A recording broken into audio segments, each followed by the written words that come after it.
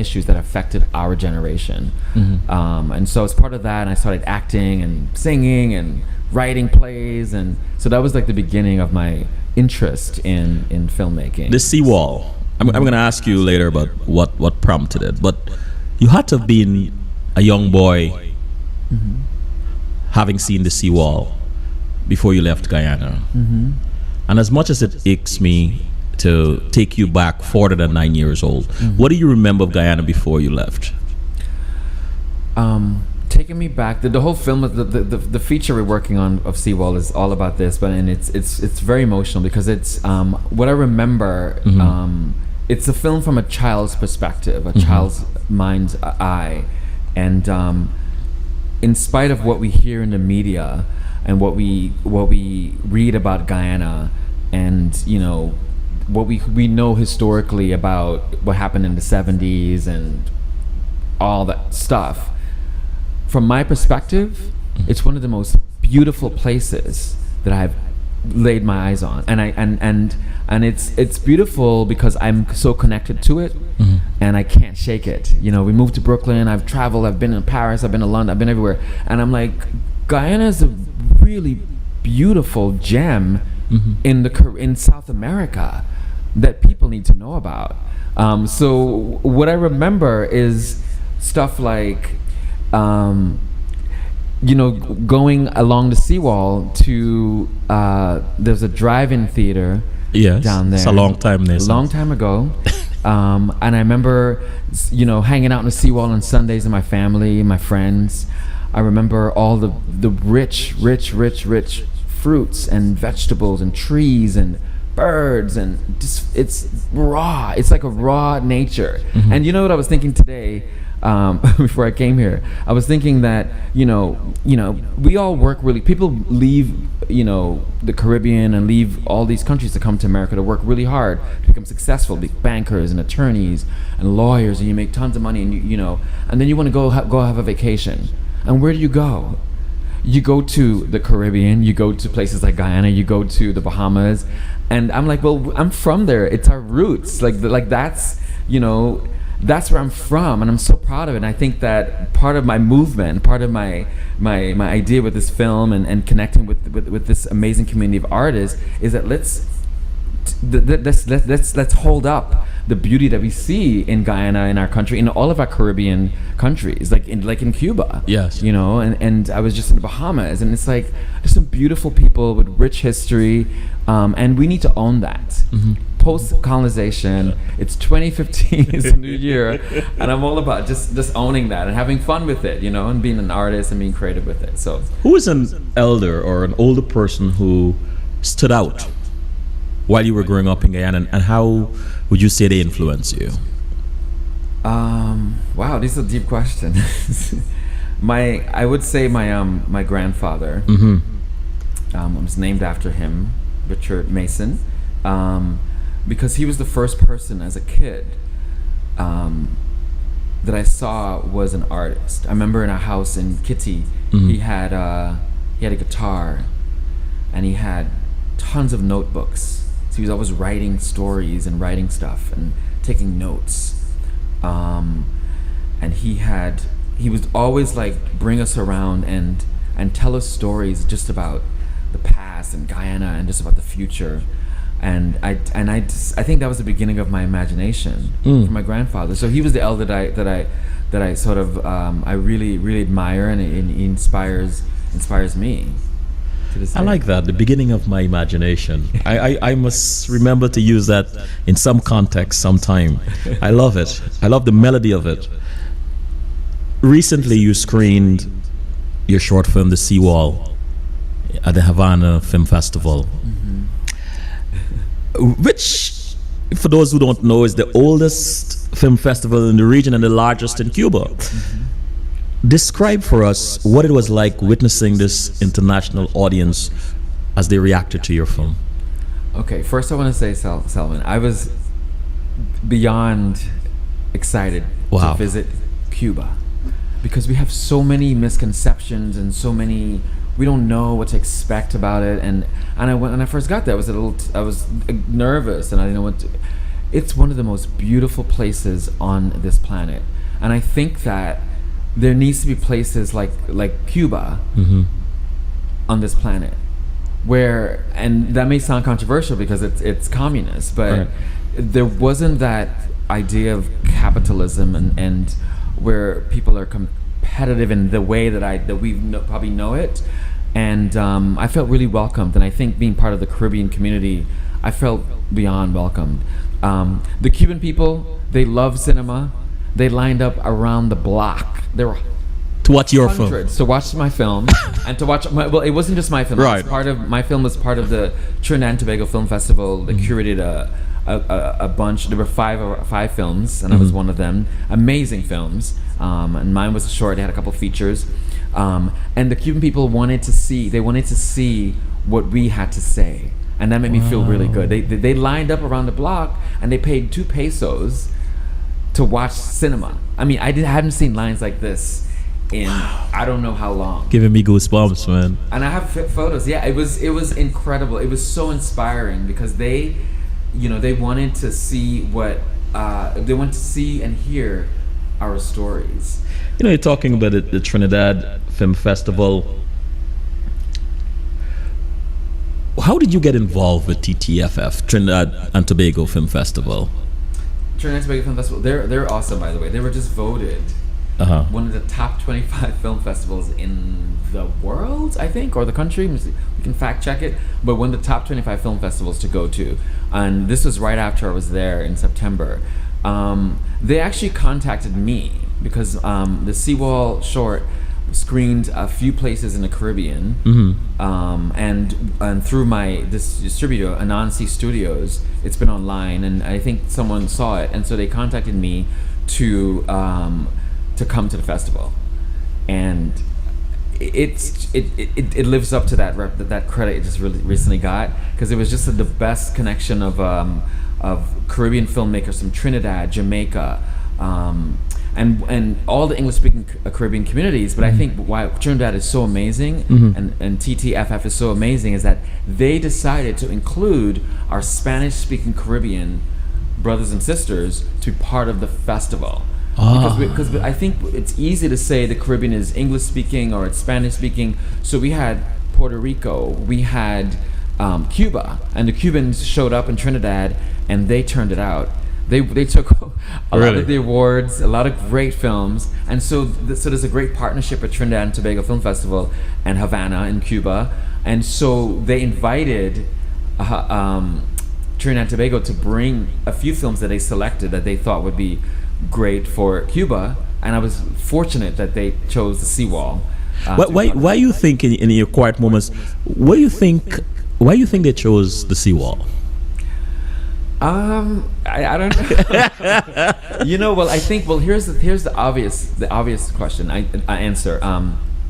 The Seawall is in Guyana.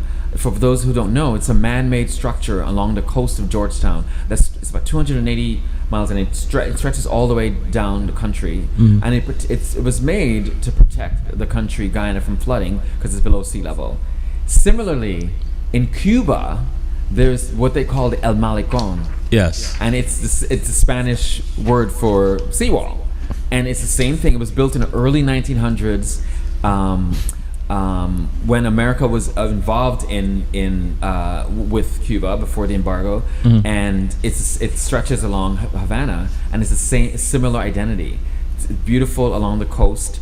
And I think Trinidad and Tobago probably saw that connection. And I think, like in the Seawall film, the Seawall acts as a symbol, as a separation. It's symbolic for a separation between Guyana and the rest of the world, and my country, and what happens when a family leaves your home country, your homeland, across the seawall, beyond the seawall, to the unknown. And I think the Cubans really connected with that, and I think that's why they like the film, because they can connect to my story and our story, being that the embargo and the history of Cuba's separation from America, etc. So I think that's one of the reasons. As far as you know, does Guyana have any involvement with the Ivana Film Festival?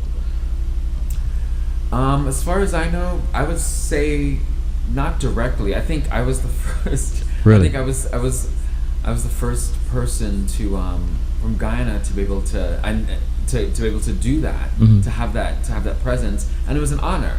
It's an honor to be like if you look at the program, it was all the films from Puerto Rico and Argentina and Puerto Rico and Cuba and Mexico, and then there was Guyana, and it was like the Seawall. It was one film. Wow. And the first one ever. So it's been great. It's humbling. What would you think it would mean to you and other Guyanese filmmakers? Should Guyana have a significant involvement in the Ivana Film Festival? Oh, I think it's amazing. I think that Guyana, the Guyanese film community, is definitely growing, and I'm excited about it. I mean, I'm so fortunate I was able to go back to Guyana last year and present a master class on filmmaking for the country, and I started the Mason Richards Film Scholarship in Guyana to encourage just one young person at the University of Guyana interested in film to be a personal mentor for them, because I feel like we need to grow the Guyanese film community to be part of Havana, because our stories are so similar. Our stories are so similar, and we're all brothers and sisters in the Caribbean. What got you involved in filmmaking? Why? Why films? I think I've always been interested in telling stories, and beyond that, you can do a lot. You can have someone have an emotion and have an experience visually that you can't put into words. That doesn't make sense. Yeah, it makes sense. I think what we can do, what a camera can do, and what we can do visually in visual storytelling can really transform and connect like the human spirit, the human soul. And that sounds like a lofty idea. I'm an artist, but I think that you can watch a painting, you can watch water on a seawall, you can watch a bird soar into the air or a kite flying, and it can connect to you in a human way that you can't just say it or read it in the book. So that's why I like film. I like the visual storytelling aspect of it. Where did the inspiration for the Seawall come from? These are great questions. You're making me think. Where did it come from?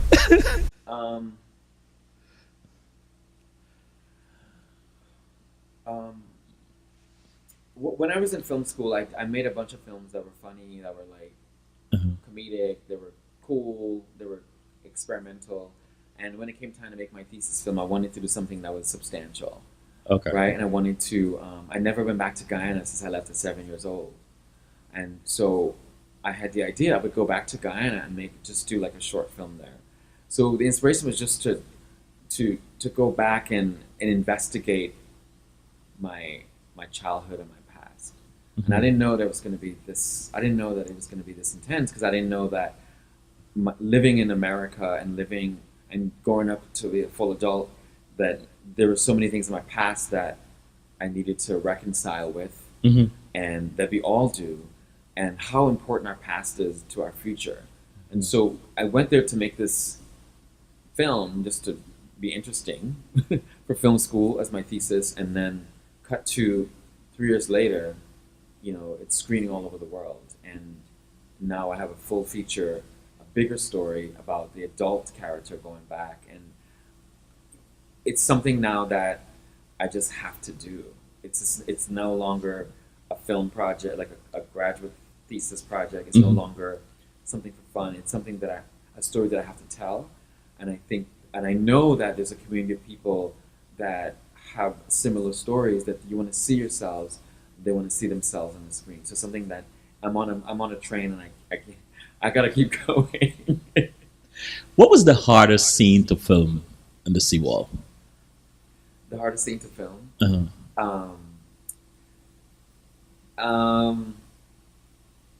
It was the hardest scene to film was the last scene in the film, and it was a scene where Malachi, the young character, the young boy, is sitting in his bed with the blue light coming from outside, and his grandmother is finally accepting that you're leaving to America. You're leaving. I'm going to be here. I'm older. I'm going to stay in Guyana. You have to go. And just him accepting that. It was difficult because the actors connected to that moment, and I think for me and my crew, like there wasn't a lot of dialogue, and we sort of connected to that moment. And I realized in that moment, that was the moment I realized, Selwyn, that I was making a film about my experience. Wow. Like literally on set, and when he was in in this scene, and it's in the poster, you see the blue poster, and I was like, wow, this is me, kind of part of my story. So it was difficult because it brought up a lot of emotions, and I think it summarizes the story of all of the hundreds and hundreds of immigrants that leave their home countries to go to America or a different place for a better life. And I think those people are heroes, because you're it's like in the French it's called a décollage. You're uprooting your soil, where you're from, to do something new. And a lot of times you go to these new countries and you're a second-class citizen. You work from low wages. You have to start over. And I think it's admirable. I think it's admirable to be someone that leaves your country to make a sacrifice to go to pursue something better. And a lot of times it's to bring back. It's to give back.